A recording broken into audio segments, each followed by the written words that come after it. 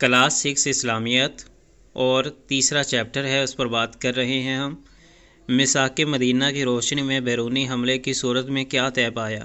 میثاق مدینہ کی روشنی میں جو بیرونی حملہ ہے اگر ہو جائے تو پھر کیا طے پایا تھا، کیا کرنا ہوگا؟ میثاق مدینہ کی روشنی میں طے پایا کہ اگر کوئی بیرونی دشمن مسلمانوں یا یہود میں سے کسی ایک پر حملہ کرے گا تو دونوں مل کر اس کا مقابلہ کریں گے۔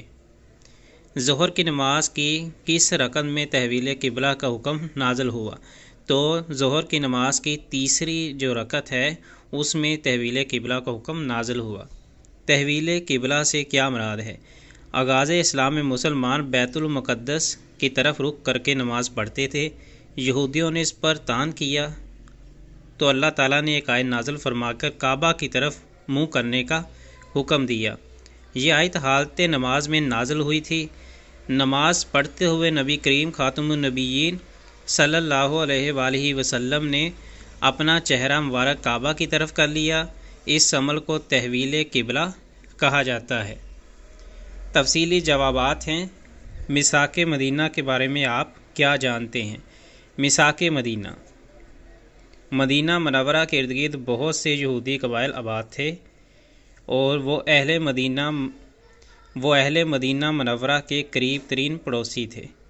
تو جو مدینہ منورہ میں لوگ رہتے تھے ان کے قریب تھے یہ جتنے بھی جو قبائل تھے، یہودی قبائل جو مدینہ منورہ کے آس پاس تھے، وہ مدینہ منورہ میں جو لوگ رہتے تھے تو وہ ان کے قریب ترین پڑوسی تھے۔ یہ لوگ اگرچہ اپنے دلوں میں مسلمانوں سے دشمنی رکھتے تھے لیکن کبھی کھل کر کسی جھگڑے یا محاذ رائی کا اظہار نہیں کرتے تھے۔ رسول اللہ خاتم النبیین صلی اللہ علیہ وآلہ وسلم نے مسلمانوں کے درمیان عقیدے، سیاست اور نظام میں اتفاق کے ذریعے اسلامی معاشرے کی بنیادیں مضبوط کر لی تو غیر مسلموں کے ساتھ تعلقات کی طرف توجہ فرمائی۔ اس مقصد کے لیے خاتم النبیین صلی اللہ علیہ وآلہ وسلم نے یہودیوں کے ساتھ ایک معاہدہ کیا جسے میثاق مدینہ کہا جاتا ہے۔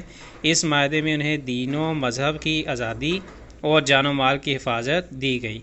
گویا میثاق مدینہ سے مراد یہودیوں کے ساتھ کیے جانے والا ایک معاہدہ ہے جس میں ان کے ساتھ پرامن اور خیر خواہی پر مشتمل زندگی گزارنے کا فیصلہ کیا گیا کہ وہ بھی جو اپنا دین ہے اس پر عمل کریں گے، مسلمان بھی کریں گے۔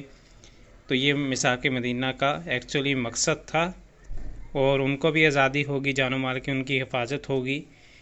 لیکن اگر کوئی بیرونی حملہ ہوتا ہے تو اس میں دونوں مل کر یہودی اور مسلمان اس جو مقابلہ کریں گے بیرونی حملے کا۔ تحویل قبلہ پر نوٹ لکھیں۔ مسلمانوں کے مدینہ منورہ آنے کے بعد جو اہم واقعات پیش آئے ان میں سے ایک واقعہ تحویل قبلہ کا ہے۔ مسلمان پہلے بیت المقدس کی طرف رخ کر کے نماز ادا کرتے تھے، پھر حکم ہوا کہ اب خانہ کعبہ کی طرف رخ کر کے نماز ادا کریں۔ تحویل قبلہ کا حکم 2 ہجری میں نازل ہوا۔ نبی کریم خاتم النبیین صلی اللہ علیہ وآلہ وسلم حضرت بشر بن برا بن معرور رضی اللہ تعالیٰ عنہ کے ہاں دعوت پر گئے ہوئے تھے۔ وہاں ظہر کا وقت ہو گیا۔ آپ خاتم النبیین صلی اللہ علیہ وآلہ وسلم لوگوں کو نماز پڑھانے کھڑے ہوئے۔ 2 رکعتیں پڑھ چکے تھے کہ تیسری رکعت میں وحی کے ذریعے سے تحویل قبلہ کا حکم نازل ہوا۔ اسی وقت خاتم النبیین صلی اللہ علیہ وآلہ وسلم اور خاتم النبیین صلی اللہ علیہ وآلہ وسلم کی اقتدار میں تمام لوگ بیت المقدس سے بیت اللہ کے رخ پھر گئے۔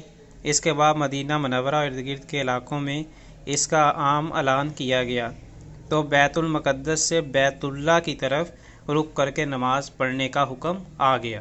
میثاق مدینہ کی دفعات تحریر کریں۔ میثاق مدینہ کی دفعات پہلی تھی یہود اور مسلمان ایک جماعت ہوں گے اور یہود اپنے دین پر عمل کریں گے اور مسلمان اپنے دین پر۔ دوسرا تھا یہود اپنے اخراجات کے ذمہ دار ہوں گے اور مسلمان اپنے اخراجات کے۔ البتہ جنگ کی صورت میں دونوں فریق مل کر اخراجات برداشت کریں گے۔